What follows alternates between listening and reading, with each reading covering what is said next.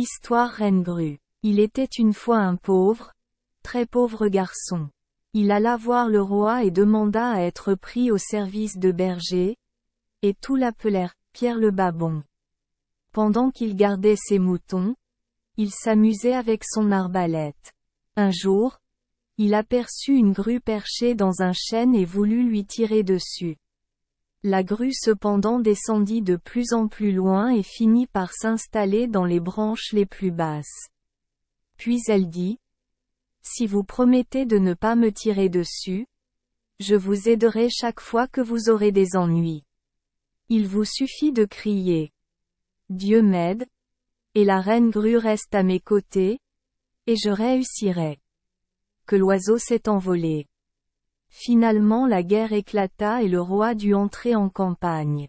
Alors Pierre le Breton vint trouver le roi et lui demanda s'il ne pouvait pas être autorisé à partir à la guerre. Ils lui donnèrent un vieux canasson à monter, et il entra dans un marécage le long de la route, et là le cheval mourut. Alors il s'assit et fit claquer sa langue. Mais le cheval ne bougeait pas.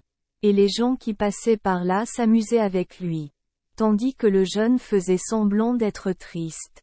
Quand tout le monde fut passé, les jeunes se rendirent au chêne dans lequel habitait la reine grue. Ici, on lui donna un cheval noir, une armure d'airain et une épée d'argent. Il partit donc au combat et y arriva aussi vite qu'il le souhaitait.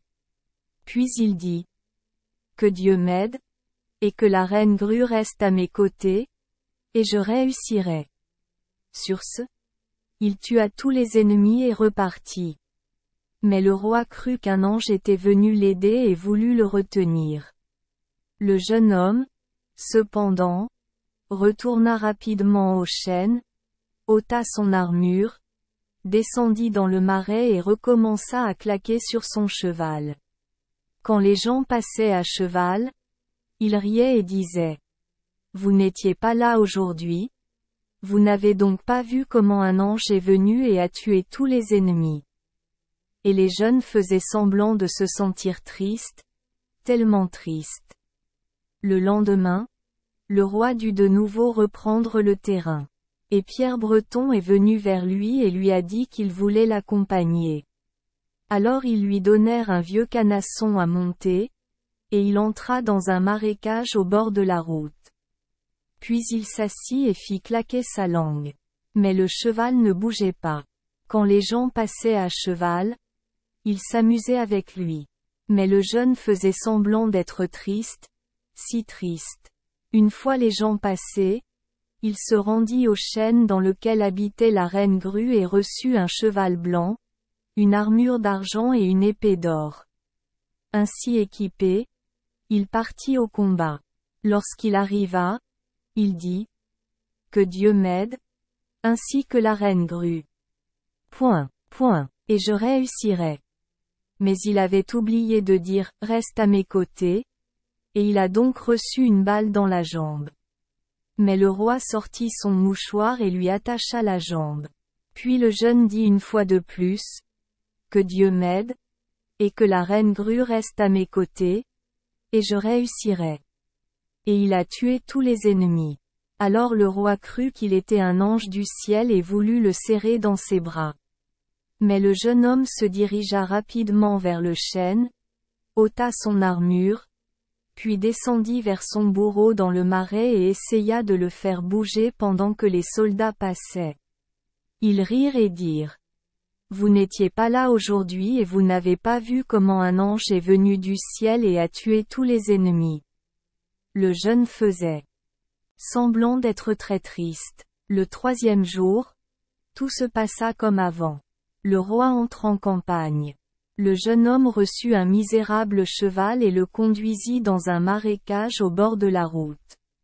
Puis il commença à claquer avec sa langue, mais le bourrin ne voulut pas continuer et les passants se moquèrent de lui. Il feignit d'être très triste. Mais quand les gens furent passés, il se rendit au chêne dans lequel habitait la reine Crane, et elle lui donna un destrier rouge, une épée d'or et une armure d'or. Ainsi équipé, il partit à la guerre, et tout se passa comme avant.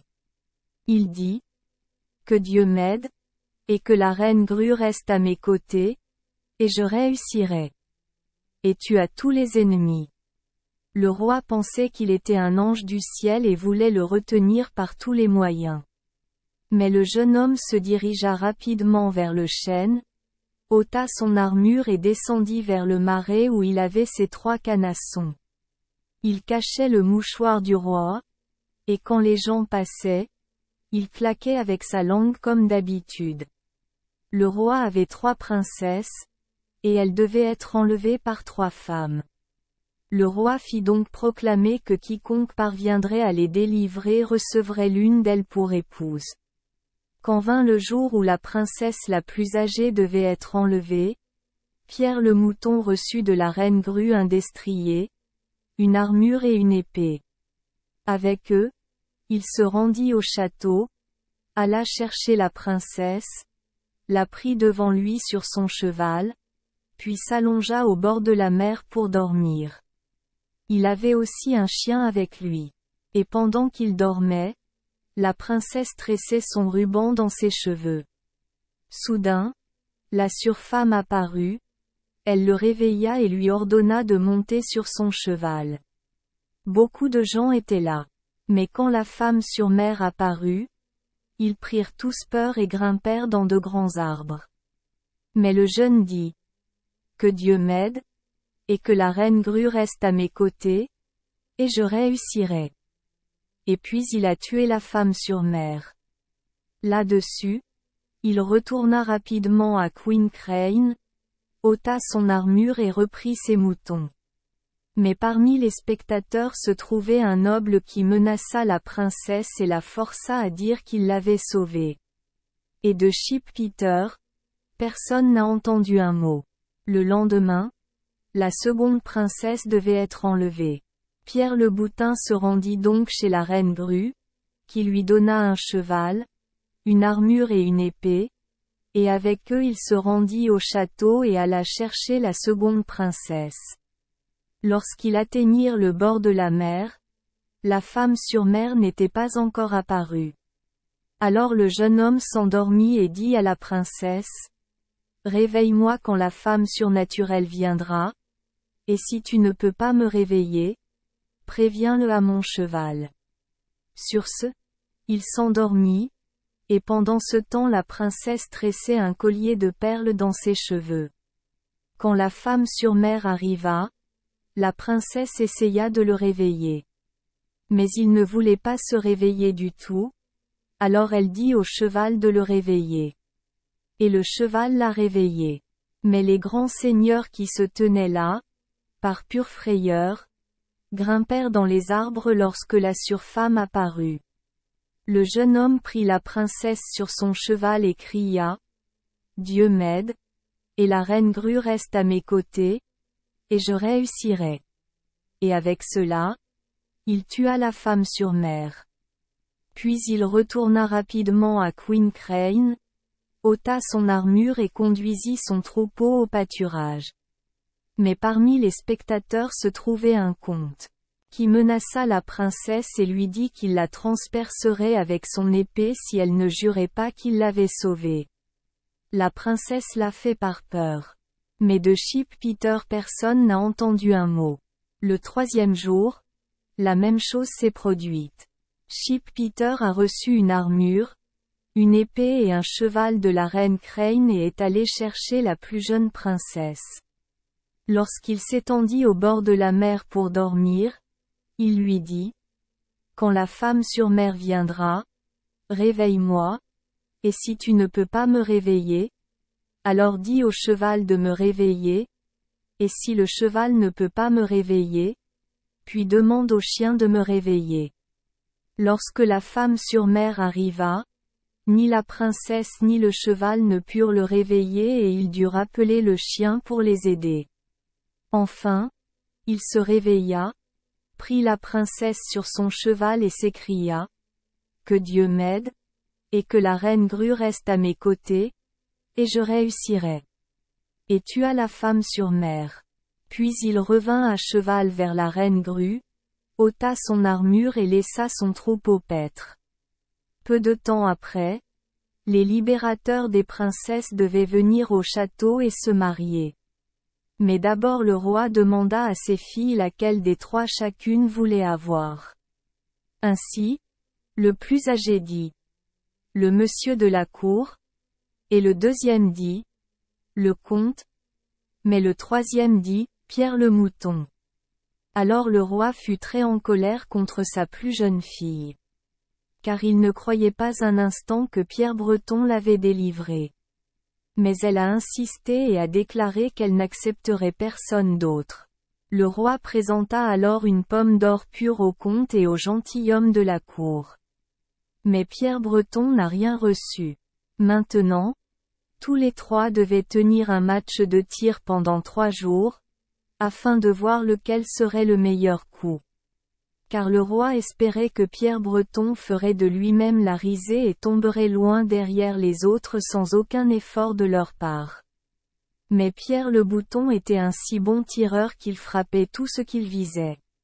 Et le premier jour, il tira beaucoup, tandis que les autres tirèrent peu. Ensuite, ils lui achetèrent le gibier qu'il avait tiré et lui donnèrent en échange une pomme d'or. La même chose s'est produite le deuxième jour, et c'est ainsi qu'il a obtenu l'autre pomme d'or. Mais lorsque Pierre rentra à la maison le soir du premier et du deuxième jour, il n'avait qu'un corbeau suspendu à son tromblon. Et lorsqu'il rencontra le roi, il jeta le corbeau à terre et cria « Voilà tout mon sac ». Le troisième jour, tout se passa comme avant. Pierre le Mouton frappait tout ce qu'il visait. Mais les autres n'ont marqué aucun coup sûr. Alors Pierre le Mouton leur promit tout ce qu'il avait mis en sac, s'ils le laissaient écrire ce qu'ils choisiraient sur leur cou. Ils acceptèrent le marché et il écrivit sur le cou de chacun, un voleur et un coquin. Puis tous trois rentrèrent chez eux, et encore une fois Pierre n'avait plus qu'un corbeau à montrer. La nuit, ils dormaient tous les trois ensemble dans la même pièce. Quand ils se réveillèrent le matin, le roi entra chez eux, leur dit bonjour et leur demanda comment ils allaient. Mais il fut bien surpris de voir que Pierre Bouton leur tenait compagnie. Alors le jeune dit « J'étais à la guerre et j'ai tué tous les ennemis. » Ah, dit le roi, tu n'as pas fait cela, c'était un ange du ciel, car tu étais assis dans le marais. Alors Pierre le Mouton sortit le mouchoir du roi, et alors le roi le reconnut. Alors le berger dit, j'ai aussi délivré les princesses. Mais le roi ne voulut pas le croire et se moqua de lui. Et puis la plus jeune princesse est arrivée et a raconté comment tout s'était passé. Et les jeunes gens retirèrent les rubans des autres princesses, et le roi dut croire que cela aussi était vrai. Ensuite, Peter a poursuivi, j'ai aussi tourné tout le match. Et encore une fois, le roi ne voulut pas le croire et dit, c'est absurde, pourquoi n'avez-vous jamais ramené à la maison autre chose d'un soir qu'un misérable corbeau? Alors Pierre sortit les pommes d'or, on m'a donné celle-ci pour le premier jour, et l'autre pour le second. Et qu'as-tu eu pour le troisième? Demanda le roi. Alors le berger lui montra ce qu'il avait écrit sur le cou des autres prétendants. Et quand le roi a vu cela, il a dû le croire. Et c'est ainsi qu'il a réellement eu la plus jeune princesse, et avec elle la moitié du royaume, et après la mort du roi, tout cela. Mais les deux faux héros n'eurent rien du tout et n'eurent que leurs ennuis pour leur peine. Remarque, Queen Crane est également un conte de fées nordique très populaire. Provenant de la collection Hilton Cavalius et Stevens, communiqué par Dr. V. Sidoflund. C'est un autre de ces contes avec un héros vraisemblablement stupide, mais avec un motif généralement inconnu. Un oiseau donne des armes et une armure au pauvre garçon. Alors qu'habituellement cela est fait par un troll, un cheval ou l'esprit d'un défunt. Merci les enfants des Esperluette Croisillon 39. Avoir écouté des contes de fées au jour Esperluette Croisillon 39. 8. Espérons que les histoires apporteront aux enfants des moments heureux et significatifs. Si vous aimez notre chaîne, veuillez appuyer sur le bouton S Esperluette Croisillon 39. Abonner, pour ne manquer aucune histoire intéressante. Je vous souhaite une bonne nuit de sommeil et de beaux rêves. Rendez-vous dans la prochaine histoire.